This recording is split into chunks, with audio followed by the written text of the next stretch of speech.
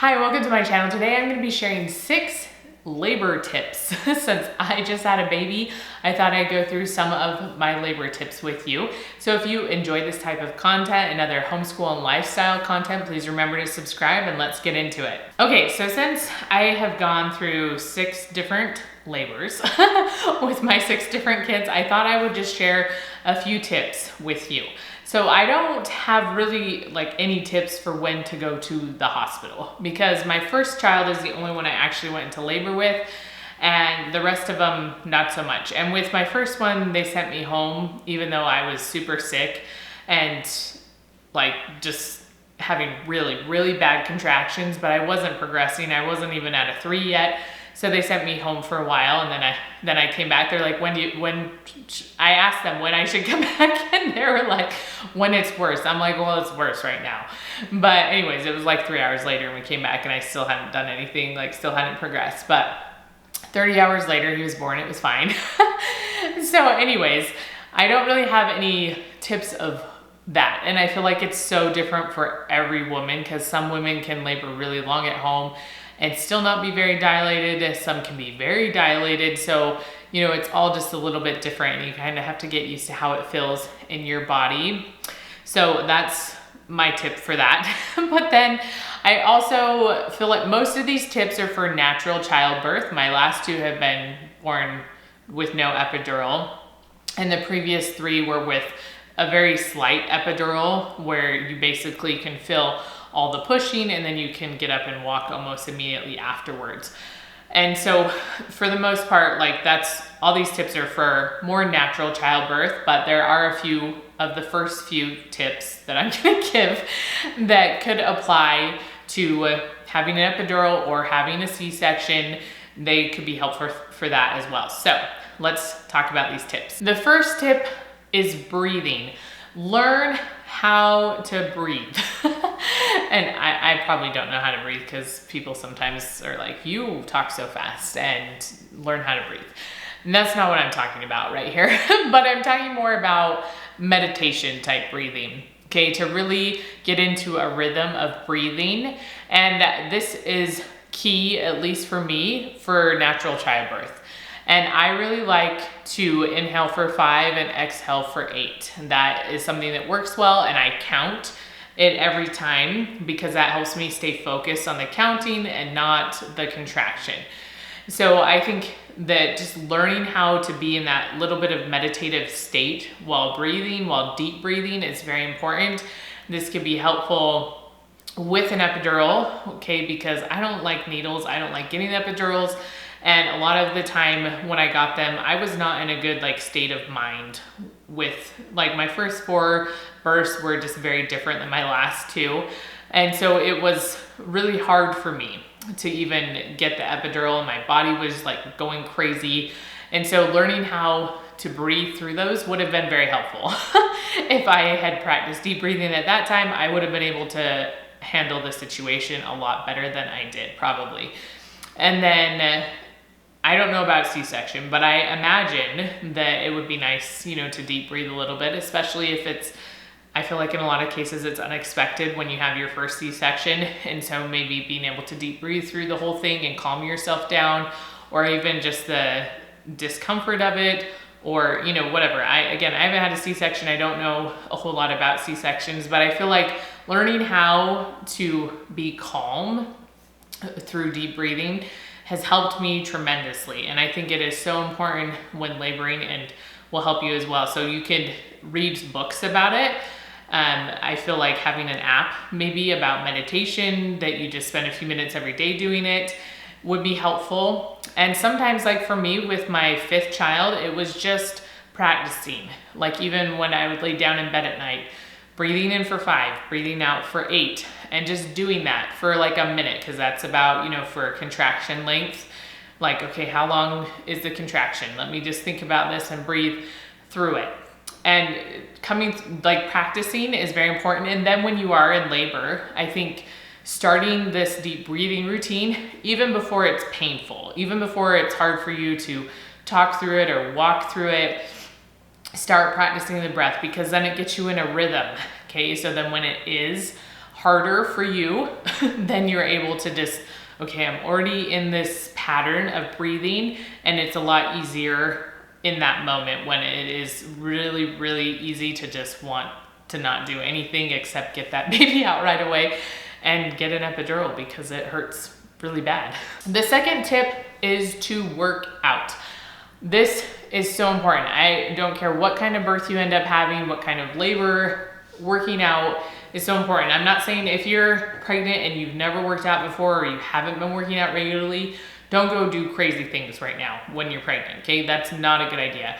Walking a little bit would be helpful, okay? Make sure you're consulting a doctor and stuff if you have like really special needs that need to be dealt with, but just simply walking can make a world of difference in how you labor and mentally how strong you are for labor.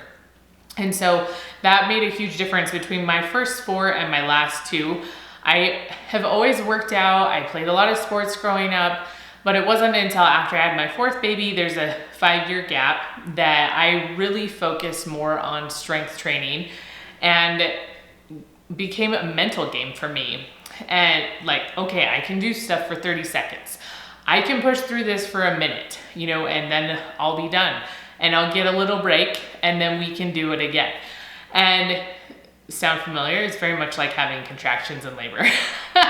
And so it's helped you so much mentally. I can't even say the big difference that like basically 5 years of working out and then working out while pregnant with my last 2, like the whole pregnancy, even my first trimester, which I had never done before, because of breathing, okay, I was able to breathe a lot and help myself fight the little bit of nausea that I was having.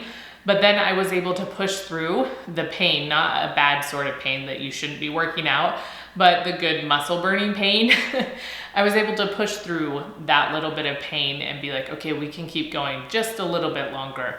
And then when you're in labor, it's so important. Like mentally, my last 2, I was so much stronger. Like physically, it does help, right? Being in good shape, having like good ab muscles, having a good pelvic floor, all these things are very important and helpful for labor and then for healing afterwards. But mentally is where I have seen it the most. Okay, it helps just give me the strength to really keep going and to push through hard things.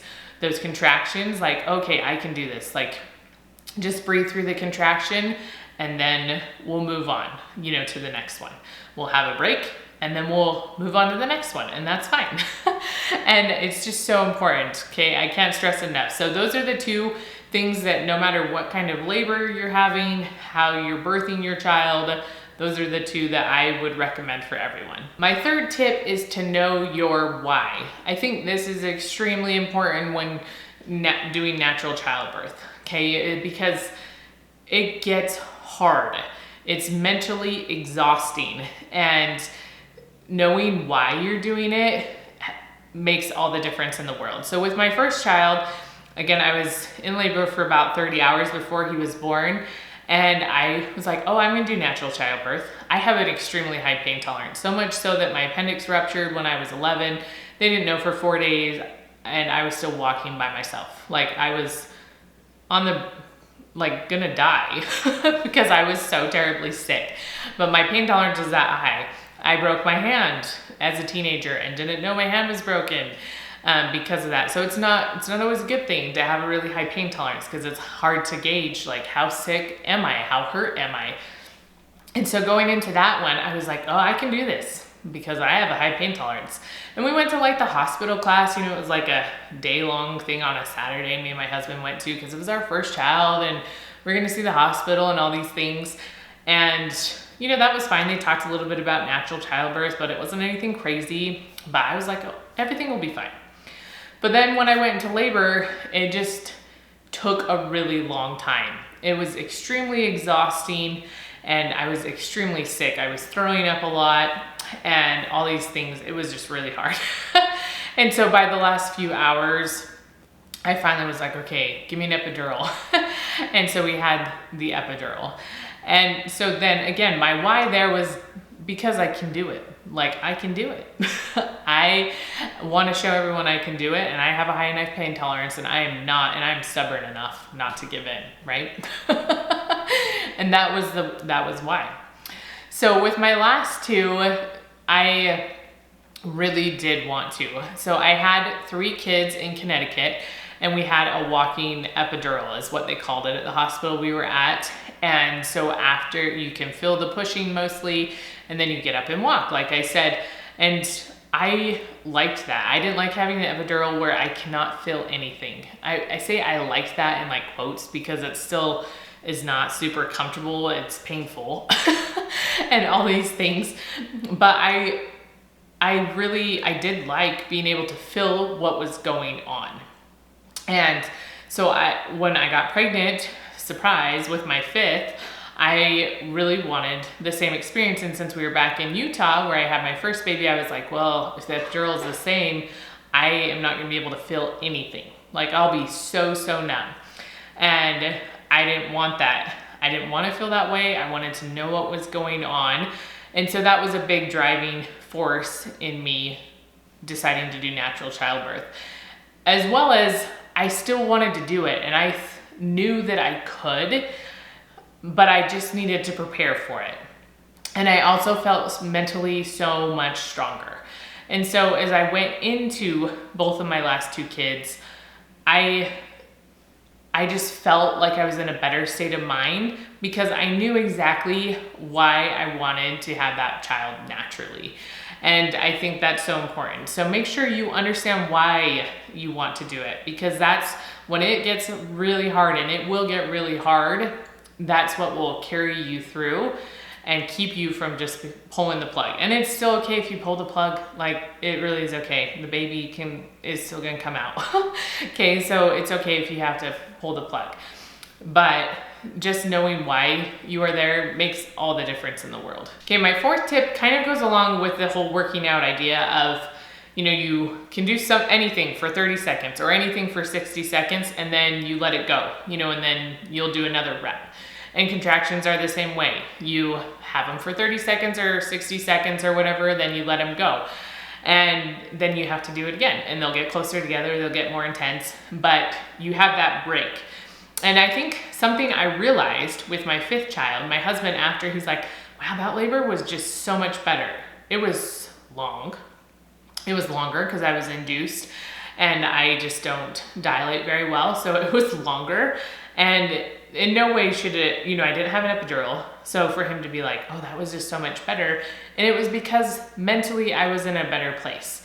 And a big reason was because when I had the contraction, I was in my breathing and had the contraction, but when I wasn't, I let the contraction be. Like, you put it aside, and that made such a big difference. You let the pain have its place, but then when it's gone, let yourself rest. And I didn't do that with my first 4 kids. I don't know what I was doing, but I didn't. I just lived in the pain the whole time. I didn't let the contraction have its part, and have that pain and then let it go. And I think helping with doing the deep breathing helped a lot with that. Helped me just let it go. When it stopped, okay, when my breathing's done, the contraction's done, just let it be, let myself relax for a second. And then we'll be prepared for the next contraction, and I can handle another one because I got a little break. So let yourself have those breaks because they are very, very important in being able to have that endurance to have that natural childbirth. My 5th tip is to know what comforts you when you are in pain or when you're experiencing discomfort. I don't really like to be touched when I'm in pain. I kind of just pull into myself and like to mentally work through it by myself. I don't know if that's healthy, but it works for me. And so I just don't really like to be touched. And I've always liked my legs closer to my body. Even when I was sick as a child, that was always my preferred. I just liked having my legs closer to me. It just brought me comfort. It made me less nauseous. And the same is true for labor. I like to be sitting down because that brings me a little bit more comfort, and my legs a little bit closer to me because I'm sitting down, they're already a little bit closer to me. I did not mind having a leg massage, from my midwife these last 2 pregnancies, that was okay with me. But I really just don't I don't want anyone pushing on my back. And the midwife with my 5th tried to do some stuff with pushing on my legs and relieving pressure in my back, and I absolutely hated it. I just don't like the movement. I don't like being touched. And it might take, a few contractions, a few more intense contractions for you to figure out what you like and what you don't like. Or maybe already from, you can test out some of the things from being sick or being in other pain that you're like, oh, I know from this that I like this type of thing. So go into it knowing those types of things, because that will help a lot as you labor. And my 6th tip might make some people mad, but moving around isn't always best. So a lot of times you hear with natural childbirth, it's like, move around, get up and move. It just makes you feel so much better. That is not true for me. It is true maybe in the beginning stages of labor when I'm having pretty mild contractions. I don't mind moving around a little bit or bouncing on the ball or things like that. Once my contractions are intense, I do not like to move. I do not. And I forgot to mention this in my labor and delivery video that just went up recently. I'll try to remember to link it down below. But there was a 30-minute window where it was like, okay, I think I'm getting close to delivery. I was 8 centimeters, but then, 30 minutes before she delivered, but the position of the baby was a little bit weird. So I was like, maybe if I stood up, that would help. Even though in my head, everything was screaming, don't you stand up. You are going to hate it. So I stood up and I hated it. And I was more nauseous, and the contractions were worse. I kid you not, they were so much worse when I stood up, and I lasted maybe 2 contractions and was sitting back down in my little throne position, because no, it didn't work for me. So some people, movement is best. Other people, it is not best. Okay, so again, you might have to fill that out through your first labor and delivery and see what you like. You can try to move around. If you don't like it, that's okay. Don't move around, okay? It's fine if you don't like it. And my midwife totally understood that. When I stood up, she was like, are you sure? And then when I was up, she was like, yeah, you don't want to be here. And she's like, she doesn't like to stand up. I was just trying to help the baby move. I was like, maybe if I stand up, it'll help her move, even though I hated it so much. So be open about that too with your doctor, your midwife, whoever, is delivering your baby. And it's okay if it's not what everyone says works well for them, because you're your own person. You're a different person. How you feel pain and how you experience things might be different than everybody else. So that's okay. I just wanted to point that out, because for me, that's all I hear is move around. It feels so good. And I hate moving around when my contractions are super intense. Okay, so I hope you enjoyed my 6 labor tips. Hopefully they were helpful for you. If you have some tips that have worked well for you, put them down in the comments so that I can read them, because I'd love to know. But also it could be beneficial for anybody else watching this video. They could get other ideas of things that might help them out as they are going through labor and delivery. And remember to give this video a thumbs up, and I will see you next time.